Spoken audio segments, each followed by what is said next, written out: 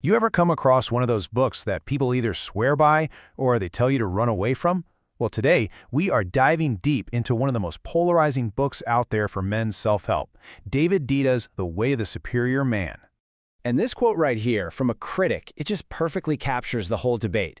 For decades, this book has been passed around between men, kind of like a secret handshake, right? A guide to finding your purpose, understanding women. But for a whole lot of other people, seeing it get recommended makes them physically wince. So, what is the deal here? How can a book that promises enlightenment also cause so much work?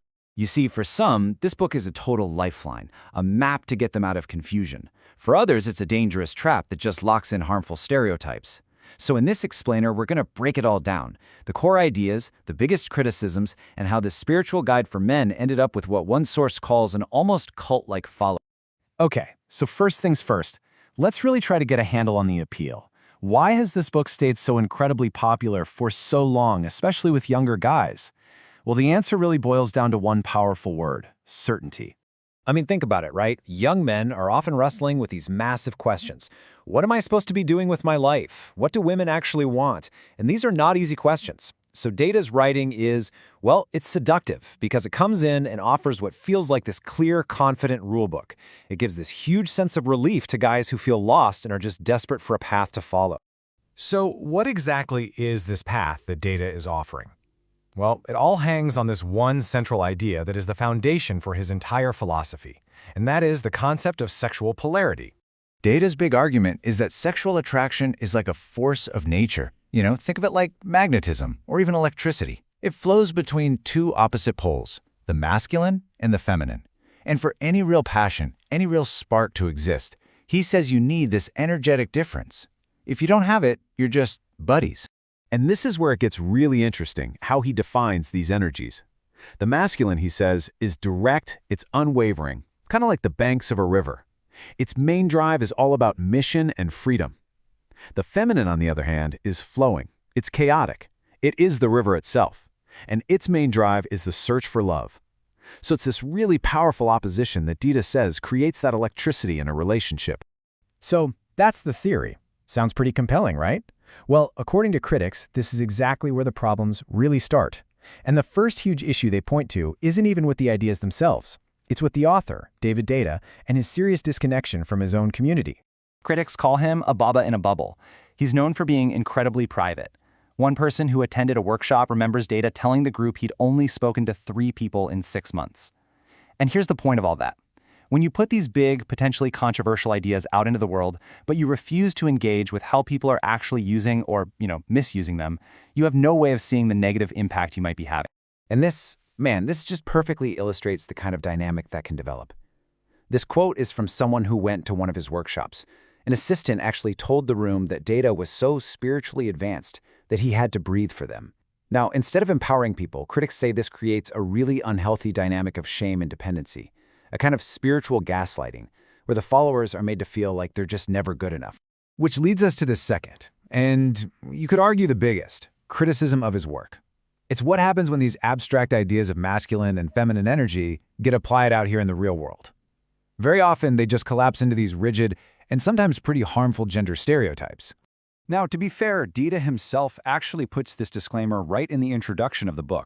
He says, very clearly, that these energetic roles are not tied to your gender. A man can embody the feminine pole, and a woman can embody the masculine. So, in theory, it's all supposed to be fluid.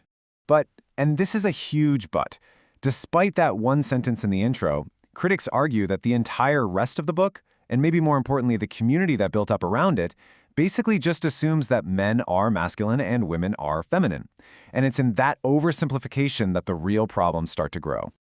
This slide gives you some really concrete examples of what one critic called the lumberjacks and goddesses effect. In his workshops, men who looked like rugged lumberjack types, they got all the praise. Women who looked like these ethereal yoga goddesses, they got all the approval. But what about everyone else?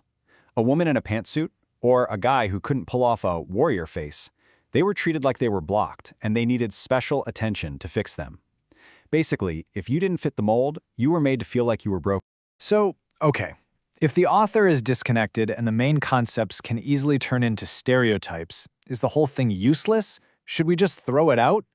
Well, Not necessarily. And this brings us to a much more nuanced take. What could a healthier way forward actually look like? This, right here, is the key distinction the critics make. The idea of polarity itself, the interplay between different kinds of energies, that can be a really useful tool for self-discovery. The harm doesn't come from studying polarity, it comes from rigidly mapping those energies onto gender. That's the real trap. So here's a really practical solution that a former community member came up with. Instead of splitting a workshop into men and women, you just have everyone count off by twos. Group 1 gets the masculine role, Group 2 gets the feminine. You do the exercises, and then you switch. This lets everybody experience both energies, completely separate from gender, which is way more insightful and a whole lot less shaming. And this quote just sums it all up perfectly. The real takeaway here isn't to just throw the book in the trash, it's to approach it with a huge dose of critical thinking, a massive grain of salt.